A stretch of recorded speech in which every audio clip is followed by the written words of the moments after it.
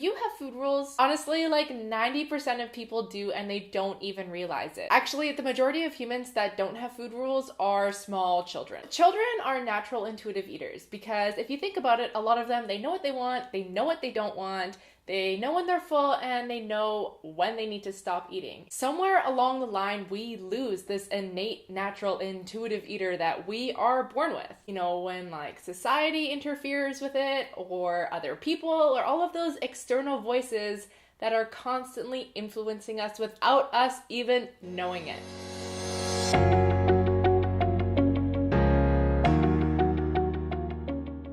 Hey guys, my name is Sarah, personal trainer and holistic nutritionist here at EatSquat.com, and today I'm going to be talking about why diet culture sucks and give you 5 tips towards intuitive eating. In a nutshell, intuitive eating means that you have dropped all food rules and you are free to eat any of the foods that you desire. This is eating goals. So no foods are off limits. Along with this, it also means honoring our body's natural hunger and fullness cues. Yes, you can eat that donut, you can eat those chips, you can eat that chocolate, whatever food you have written guilt all over, you are allowed to eat these foods that you desire, but you also know when you are satisfied and when to stop. A lot of people struggle with intuitive eating because somewhere along the line we have developed this all or nothing mentality when it comes to foods and these forbidden foods that we're supposed to never eat. Full disclosure guys, I even catch myself doing it sometimes. Telling myself I can't or I shouldn't have something even though I know it's really what I want. I think that this awareness is the first step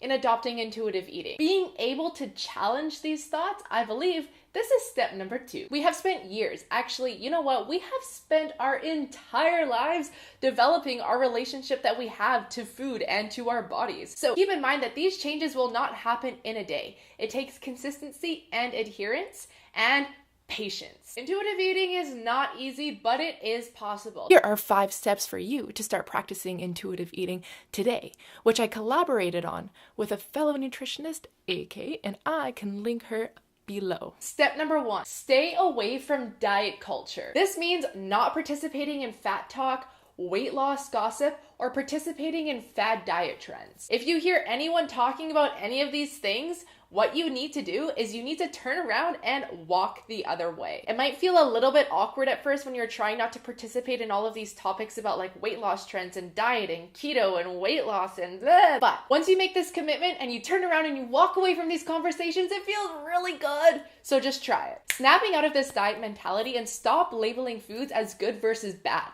Food is not something that should be feared. Making peace with food and being able to have the ability to forgive yourself when you eat one of these forbidden foods is awesome, and it is key to intuitive eating. Step number 2, listen to your body and honor your body's hunger and fullness cues. If you are hungry, give yourself permission to eat. Feeling guilty for being hungry is like feeling guilty for breathing air or drinking water. Just like you respect your body when you're hungry and you eat, also respect your body when you're feeling full and stop eating. This is often hard for a lot of people because we eat so fast and we often have electronics as distraction. My suggestion for you is try sitting down distraction free. Sit down at a table, no cell phone, no TV, no tablets, and just connect with your food and eat. Set a timer for 20 minutes and try not getting up for seconds until that timer goes off. So give it a try and don't forget to chew your food. Number 3, appreciate your body as it is today. Placing your health as a priority and understanding that eating quality foods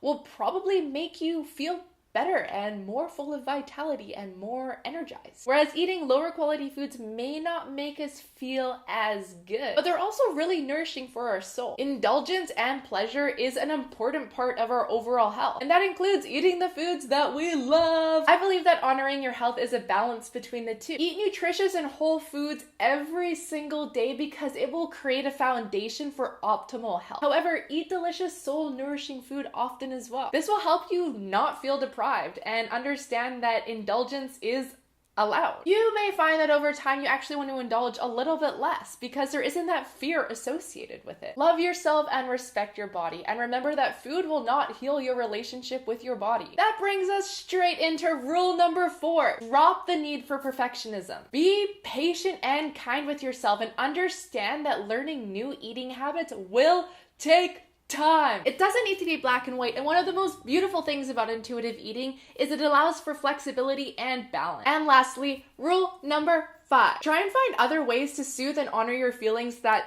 don't involve food. Food has become something that we use for short-term comfort in times of distress. And sometimes we really do actually need that comfort. However, if we can find new ways to cope with these uneasy feelings of stress and anxiety and emotion that don't involve distraction with food, then we can begin to repair our damaged relationship that we have with food. Often when we eat in these times of distress, this will lead to feelings of guilt or shame or whatever it might be for you around this particular food, when in reality, all you wanted was some distraction or some comfort in that moment. So finding other things could be really helpful. Try reaching out to a friend. Try writing in a journal. Have a bath. Close your eyes and breathe. Paint your nails. Moisturize. Masturbate. Dance in your underwear. Play with a cat. Retrain that brain to reach for something else besides food. And remember, it doesn't need to be perfect overnight. Guys, this is all I have for you today. If you haven't already, please hit subscribe. And if you liked this video,